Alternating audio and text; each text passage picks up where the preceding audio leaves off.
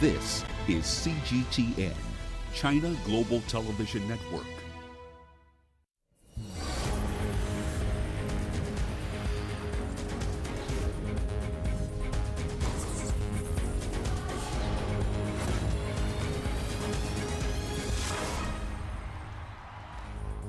Africa's premier club competitions, the CAF Champions League and the Confederations Cup, enter the quarter-final stages in the coming week, with established giants testing their might against the dark horses eyeing a slice of football history.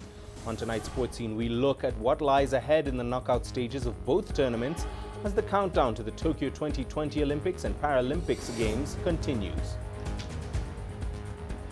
Hello and welcome to you wherever you're joining us to Sports Scene here on CGTN. I'm Mahia Mutwa in Nairobi. Also coming up, Egypt's Pyramids FC grapples with injuries ahead of CAF Confederations Cup quarter-final against Enyimba. And decorated Tunisian team steps up preparations as Tokyo 2020 Paralympics loom. Welcome to the program. We kick off in Cairo, where record 9-time winners Al-Ahly have been drawn to face South African champions Mamelodi Sundowns in the quarterfinals of the CAF Champions League. Al-Ahly are aiming for a 10th trophy, and their coach Pitso Mosimane returns to South Africa to face the side he led to the 2016 title in an added twist to the tale. CGTN's Adel Mahroui brings us more. The CAF Champions League quarter-final draw wasn't kind to Al-Ahly's coach Pitso Mosimane. It brought him an encounter he would have rather played in the final if he had the choice. Mosimane is now on a mission to eliminate Mamelodi Sundowns, the team he built and led to their first African title. In the last 3 years, they got used to clashing against one another. Last year they met in the same stage. Al-Ahly knocked them out. It will be the 9th encounter between the two teams. This time, however, Mosimane faces his old team for the first time. Therefore, this coming match will be totally different. The Red Devils are chasing the African La Decima, an unprecedented 10th Champions League crown. Their passionate fans are hoping to see Al-Ahly win 2 continental titles in a row. This would go far in erasing the disappointment of missing out on the Egyptian Premier League. Both are strong teams in the Champions League. Sooner or later, they would have met. Mosimane will want to prove himself in the game to show the world that he took the right decision by joining Al-Ahly. So far, Mosimane didn't give Al-Ahly fans what they needed domestically. He is still developing his approach with the team. In the past few matches, the team didn't look like its best. It's a very important challenge for Mosimane and for Al-Ahly, the African champions. Mosimane is a professional coach. His loyalty goes to his current employer without any doubt. I know it's not easy for him to face his old team. It would be a strong game, but because he coached them for long, he definitely knows all details about them, and therefore he can lead a victory for Al-Ahly. Al-Ahly have a better head-to-head record against Sundowns in the competition, winning 4 out of 8 matches played. One was the 2001 final where the Red Devils prevailed, with the sides drawing on 3 occasions. The only victory for the South African champions was the memorable 5-0 mauling in the 2019 quarter-finals, masterminded by Mosimane. Any match between the Egyptian and the South African champions is a potential thriller. This year, however, having Mosimane on Al-Ahly's side adds an explosive dimension to the evolving rivalry between the two clubs. Can Sundowns topple their former master, or will the weight of history propel Mosimane and Al-Ahly to the semis? Adel Mahroui, CGTN, Cairo. Now, the return of Pitso Mosimane to South Africa with Al-Ahly on the 14th of May for the first leg of the CAF Champions League quarter-final has set pulses racing. It will be the first time the decorated coach faces his former side Mamelodi Sundowns on home soil, and the excitement has reached fever pitch. CGTN CS Duplessis has more. Back in the 2018-2019 season, Pitso Mosimane led the 2016 Continental Champions to a 5-0 victory over Al-Ahly. It caught the eye of the Egyptian giants, and now he manages one of the biggest clubs on the continent. And it seems fitting that after guiding them to a 9th continental title, He now faces his former employers in the quarterfinals in a must-see clash. This is the beauty of football. The beauty of football is it always gives you these interesting matchups that add a lot of spice to not just what happens on the pitch, but what happens off the pitch. And I think, we'll leave a lot of the talking to the other people and focus on the football. The CAF Coach of the Year spent 8 years at the Kleurkop club, turning them into domestic and African champions. His influence on the club has been immense, but things have changed since his departure in October 2020. I wouldn't say he knows everything, because there's been a big change on how we play. It's just that not many people can find the detail in it. I wouldn't say we will find it difficult because he knows everything. I just believe that it will be a very nice contest of very big teams in the competition. There's no doubt the showdown will have tongues wagging, especially on social media. But when the whistle goes, the focus will be on the game over 90 minutes and nothing else. I think for him, more than us relishing to play against Al-Ahly, because for us there's no emotional connotation. We will go into that game with the same focus, the same desire to want to win against any opposition. But I think for him it would be a little bit more special.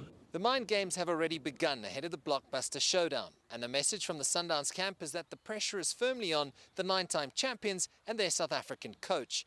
There's no denying that there's more than bragging rights at stake in this quarter-final, which could well see the victor go on to claim the biggest prize in African club football.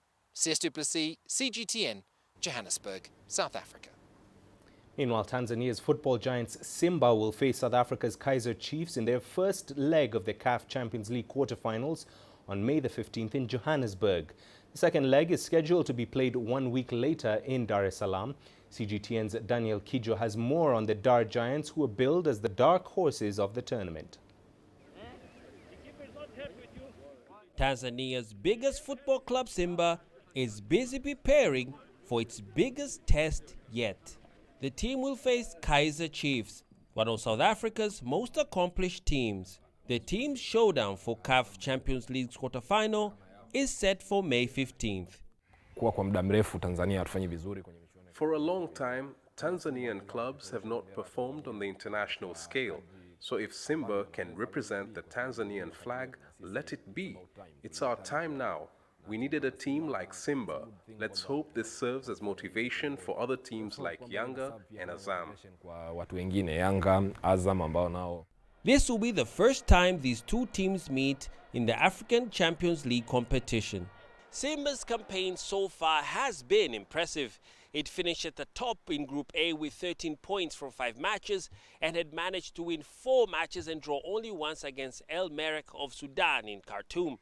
However, the road to Champions League title gets even harder.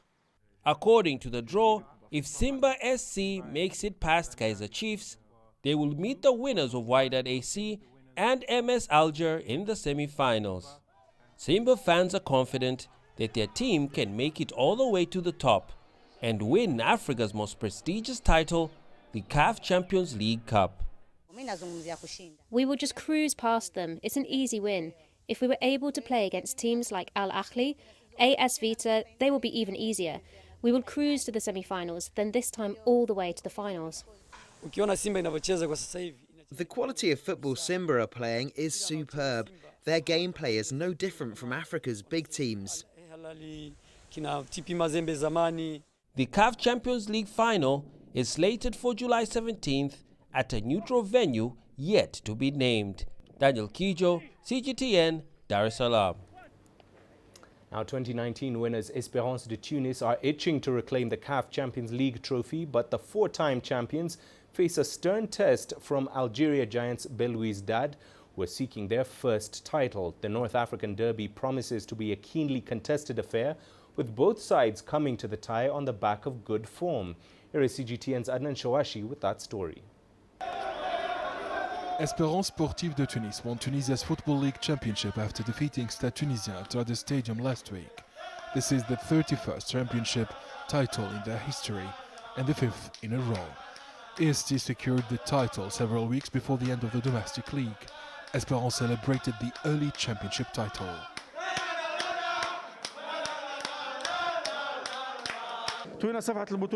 We have turned the page on the domestic league by securing Tunisia's champions title.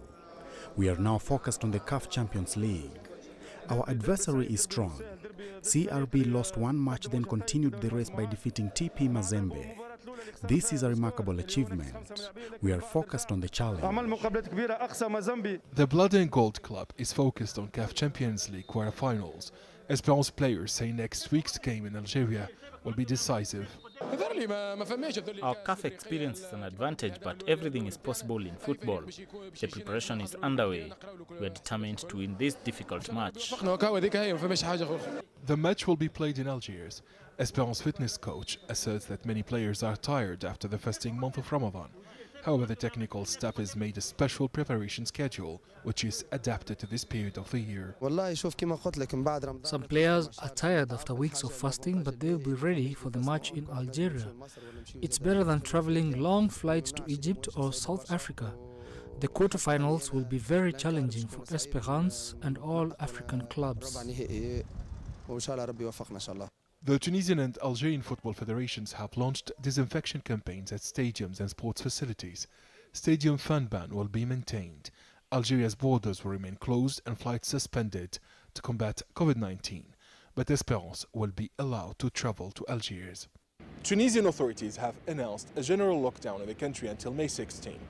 All sports activities and public gatherings will be banned. Esperance fans will not be allowed to attend training sessions, while the players will continue training individually to prepare for the CAF Champions League game next week. Adin Shawishi, CGTN, Tunis. You're watching Sports Scene here on CGTN. Stay with us as we take a short break. Here's what's coming up on the program.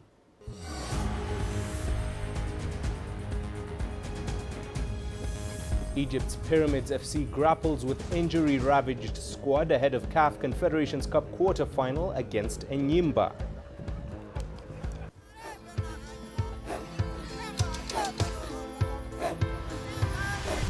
Africa is a continent of diversity, with varied climates and enchanting geography, and a people so distinct, but with a shared enduring spirit. We are at the heart of the continent to bring you the untold stories. Let's have a look. We celebrate Africa as it shapes its own destiny. Admin Shawishi, Tunis, Cairo, Juba, Johannesburg, Ethiopia, Tanzania. Africa Live. Find your voice.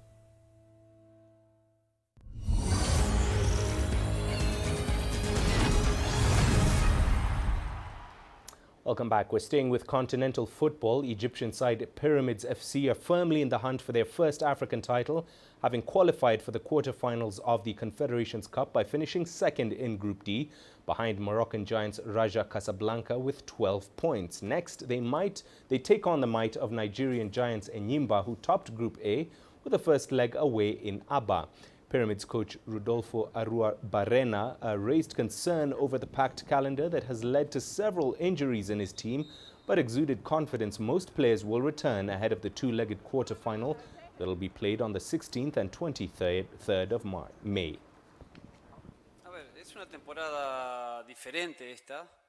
The season this year is different than any other. The African matches and the domestic matches are back-to-back. I think all players are ready for any mission. Most of them participated in the last few matches. I look forward to the recovery of the many injured players because of the match intensities. Every match is an important step for us to continue in the competition. All players are keen to bring positive results.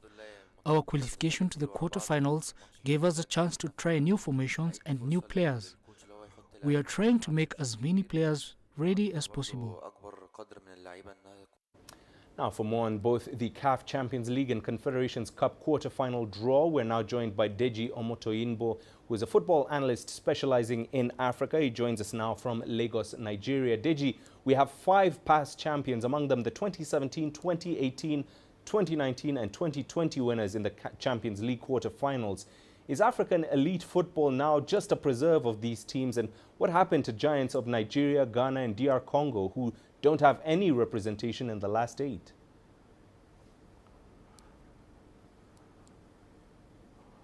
Well, you have to admit that the North Africans must be doing something right.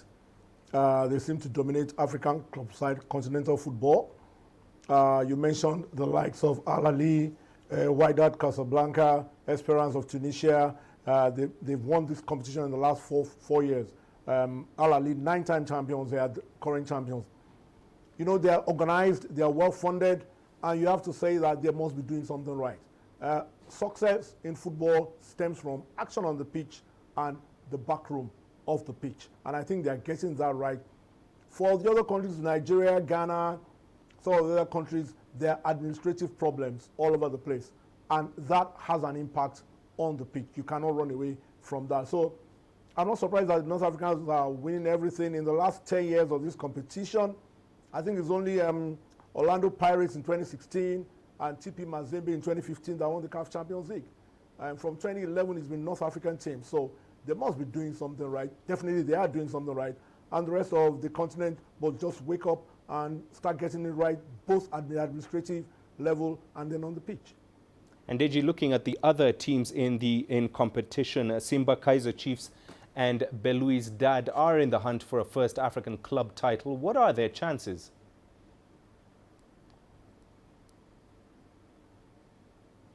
Well, in football, everybody has a chance. I mean, they've gotten to the quarterfinals. They didn't get invited to this stage. They played to get to this stage. So, especially when it comes to knockout football, everybody has a chance. But it's difficult to see beyond these usual suspects, you know, because they've built a culture of success. They know how to operate things. They know how to prepare their teams. Like you mentioned earlier, Al-Ahly went all out to get Pitso Mosimane as their coach. He's won the title. You know, they pull out all the stops. So while it's not impossible for these new teams to win, the well-established teams have built a culture of winning. They have a success mentality, and it will be very difficult to knock them off. So I'm not giving much of a hope to the 3 teams you mentioned. I still think one of the usual suspects will win it. All right, Deji, finally, give us your quick thoughts on the Confederations Cup quarterfinals, and do you think it can match the intensity of the Champions League?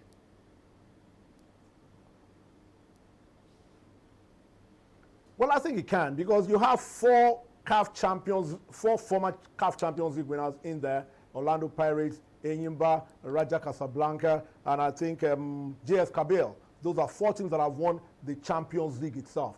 Between them, they've won 7 Champions League titles, so they'll be up for it.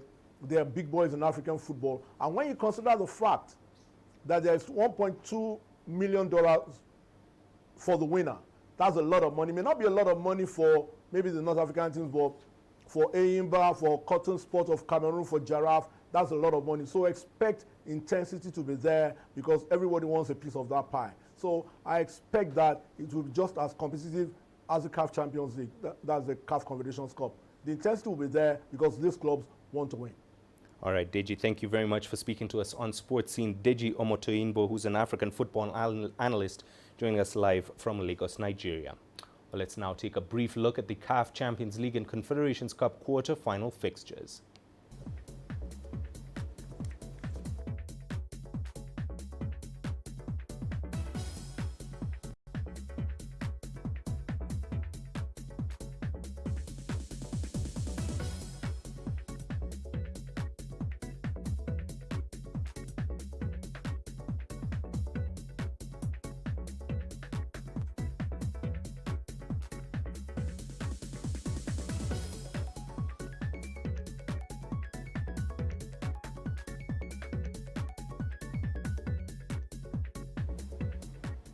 Well, it's time for us to take another short break. Don't go anywhere. Here's what's coming up.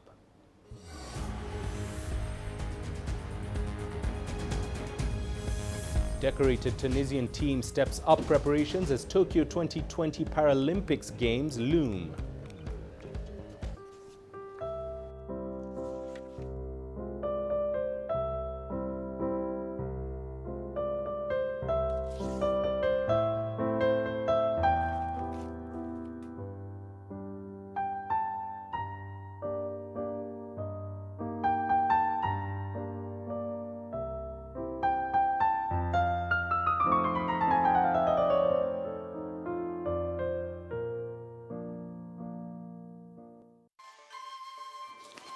You don't find the stories of North Africa by sitting on the sidelines.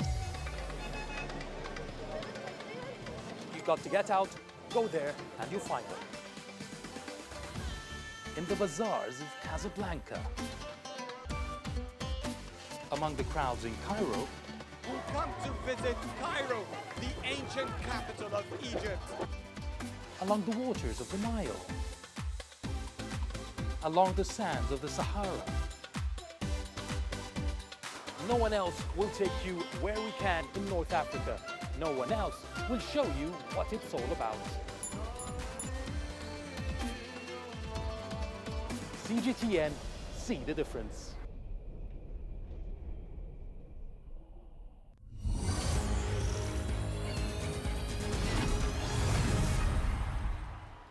Welcome back. Away from football now, Tunisia's Paralympic team remains one of the best national teams in Africa and the world. Dozens of athletes have qualified for the 2021 Tokyo Paralympics. Despite the pandemic, gold medalists and record holders are training hard under the supervision of their technical staff and the Tunisian Paralympic Committee. Once again, CGTN's Adnan Shawashi has more. Paralympic and world champion Rawat Lili claimed 2 victories in the first Grand Prix in the city of Jesolo. The international event took place from April 16th to 18th in Italy. Rawa won the women's discus throw, a 40-46, with another gold in the women's shot put, a 40-41-46, with a throw of 9.79 meters. Tokyo 2021 will be her 4th participation in the Olympics. I'm glad to take part in international tournaments amid the pandemic. Competition is important so that I can evaluate my physical and mental performance. I see this period as an opportunity to better prepare for the Paralympic Games in Tokyo. I'm very confident after the 2 gold medals. The technical director of the Tunisian Paralympic Federation says several para-athletics Grand Prix events have been confirmed in many countries. Tunisian athletes are taking part in World Para-Athletics Championships in the next few months to guarantee qualifications for the Summer Olympics. The national team is ready for the challenge. Tunisia hosted the Tunis 2021 World Para-Athletics Grand Prix in March. It's Africa's largest para-sport competition. Tunisian world record holder Walid Ktila won 2 gold medals in the men's 100-meter T34, 51-52, and the men's 800-meter T34, 54. The 2 gold medals in the 100 meters and 800 meters are confirmation of my qualification to the Olympics and the domination over the discipline. Finally, the pandemic gave me the chance to learn more and improve my performance in order to beat my own records in the Tokyo Olympics. The coronavirus pandemic forced the postponement of the 2021 World Para-Athletics Championships in Kobe, Japan, which now will be held in 2022. Tunisian athletes will be present at all Grand Prix events this year to hone their preparations for the rescheduled Paralympic Games in Tokyo. People here are hopeful that the global health crisis subsides to allow more competitions to be staged this year. Adnan Shawashi, CGTN, Tunis. Finally, the induction of breakdancing as an Olympic sporting code has understandably created a stir around the world. Breakers, otherwise known as B-girls or boys, have 3 years to polish up their act and take the stage in 2024. In South Africa, national workshops and competitions like Red Bull BC1 have become important qualifying ciphers for breakers who want to achieve Olympic glory. CGTN's Julie Shire now reports. Breakdancers have finally got their chance to shine in the Olympic spotlight. Long associated with street warfare, the art form was never taken seriously in South Africa. There's now much work to be done over the next 3 years. In terms of skill, we're a little behind, but I think with the Olympics, we'll be able to, just narrowing the gap a bit. So I would say like countries like the US, France, Far East, China, Japan, Russia's amazing. They have like the young ones, and they're just pulling all these amazing moves. It's a very tricky one because I think our ecosystem is very different to everywhere in the world. But if we look from a social standpoint, a lot of people can't just dance 24/7. We've got very different lifestyles. We've got to get jobs. We've got bills to pay. We don't come from a place where the government necessarily supports us just, being part of the arts. Breaking is fast, energetic and imaginative. Anything goes on the streets. But against global competition, the heat will be turned up. It's got a mix of gymnastics, rhythm and some funk stuff, some martial arts. It's got a mix of everything, so it's not good enough to just be a good dancer. You actually have to be physically strong to be able to do gymnastic type movements, but also mix all of it to the actual music. So it's a very different style. Instead of being on your feet, you're on your head, or your hands. South Africans will have to make it to the Rebel BC1 World Finals in November and in Poland for any chance of qualifying for the French Olympics in the 2024 Games. Red Bull BC1 is the biggest one-on-one breakdance competition in the world, basically. So this competition happens in 32 countries plus around the world. What we're doing currently now, going around South Africa, is to find the best B-boy and the best B-girl. Only like one B-boy and one B-girl that will go through to the World Finals. The inclusion of breakdancing at the 2024 Olympics may have been surprising for many, but it comes as a great incentive for breakdancers who can now elevate this street art form onto the global stage. There's going to be programs being rolled out. There's going to be certain facilities that's going to provide classes. Before, breaking was not that at all. Breaking was just a street dance. But now it has been accepted as a sport, so now you have to see yourself as an athlete. You have to see yourself as someone, as a role model now. And also you want to go for gold, you want to represent your country overseas and all of that. South Africa has the rawest untapped dance skill and talent like that I've seen. If it's channeled the right way with the right training and the right support system, like the BC ones that kind of funnel you into these kinds of things, there's absolutely nothing stopping us. The appeal of the streets may never fade for breakers, but they now have a chance to show off their skill to the world and bring positive change to what they love most. Julie Shara, CGTN, Cape Town, South Africa. And that's it for this edition of Sports Scene. If you'd like to get in touch with the program, you can always send your feedback to the contacts on your screen and give us a follow on our digital media platforms. I'm Mahim. Thanks for watching. See you again, same